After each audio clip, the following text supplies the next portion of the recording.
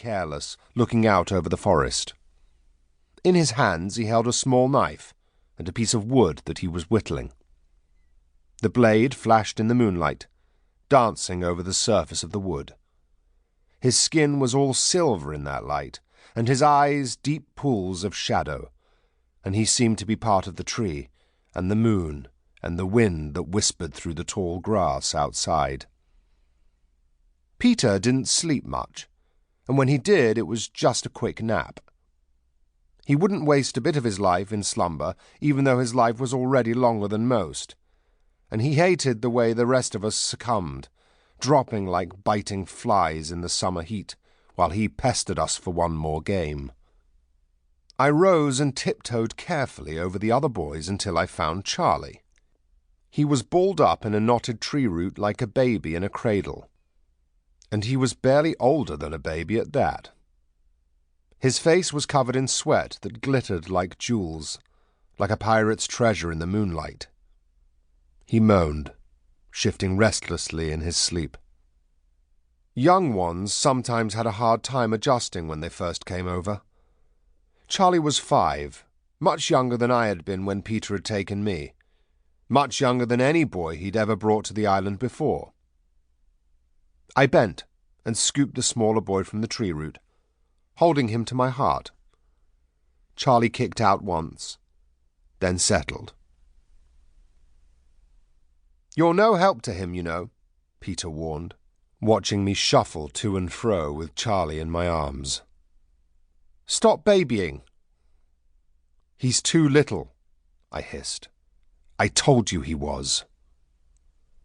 I don't know why I bothered, because there isn't a point in saying things Peter won't listen to anyhow. Peter usually chose boys who were about the same age I was when he picked me, around 8 or 9. Peter liked that age, for boys were old enough to have the spirit of rebellion and the will to follow it. By then, a boy would have gotten a good taste of adulthood, through work or schooling depending on his class, enough to know that he didn't want to spend his days toiling at figures or in the fields or fetching water for some rich man. The last time we went looking for new boys, Peter had spied this tiny one wandering through the piles of filth in the alleys. He declared that the child would be a splendid little playmate, and I argued that he would have been much better off in a home for orphans. Naturally, Peter won. He wanted the boy, and Peter got what he wanted. Always. And now that he'd got him, Peter had no use for him. It wasn't any fun to play with someone too small to fight, and roughhouse with the bigger boys. Charlie couldn't keep up when Peter trekked us through the forest on an adventure either.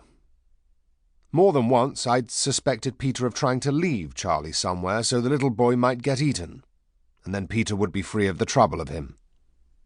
But I kept one eye on Charlie, though Peter didn't like it.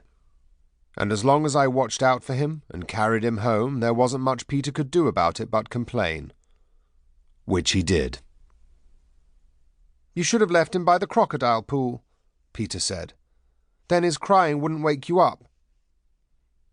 I said nothing, because it wasn't worth my breath. Peter never lost an argument, and not because he wasn't wrong. He was, and pretty often too, but because he never got tired. He'd keep coming back at you no matter how right you were until you threw up your hands and let him win just so you'd have some peace. Peter didn't say anything else, and I went on walking Charlie until his breathing told me he was properly asleep again. I tried to replace the boy in the pile of skins he'd been sleeping in, but he whimpered as soon as I tried to put him down. Peter sniggered. "You'll be up all night with him, walking him like a mama with her babe," Peter said. "What would you know about it?" I said, as I rubbed Charlie's back again to get him to settle. "There's never been a mama here, and you don't remember yours." "I've seen them at it," Peter said. "In the other place. The little babies wail and the mamas walk to and fro and shush and jiggle them just like you're doing now. And sometimes the babies quiet and sometimes they don't. And when they don't, the mamas will cry and cry themselves because those little wailing things won't shut it. I don't know why they don't just put those babies under a blanket until they..."